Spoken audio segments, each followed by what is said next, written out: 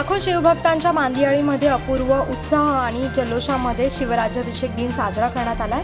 संपूर्ण शिवचरित्र अभ्यासक्रमामध्ये समाविष्ट करण्याची मागणी संभाजीराजे छत्रपती यांनी केली आहे। आपल्या शालेय अभ्यासक्रमामध्ये नेपोलियन बोनापार्ट आणि स्टॅलिनचा इतिहास शिकवला जातो, मात्र छत्रपती शिवाजी महाराजांचा पूर्ण इतिहास हा शिकवला जात नाही। केंद्रीय शिक्षण संस्थांमध्ये शिवचरित्राला फारसे स्थान दिले जात नाही।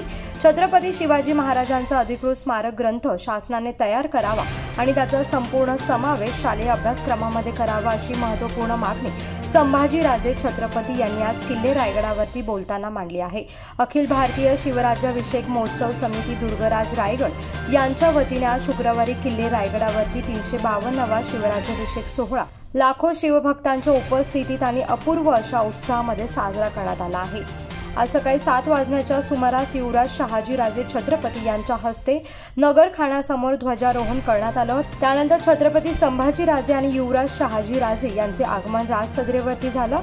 छत्रपती संभाजीराजे यांच्या हस्ते राजसदरेवरील छत्रपती शिवरायांच्या उत्सव मूर्तीवरती अभिषेक घालून पूजा करण्यात आली आहे। त्यानंतर मेघडंबरीतील छत्रपती शिवाजी महाराजांच्या मूर्तीची पूजा करून त्यांना पुष्पहार अर्पण करून छत्रपती संभाजीराजे यांच्या हस्ते सुवर्ण नाण्यांचा अभिषेक शिवरायांना करण्यात आला।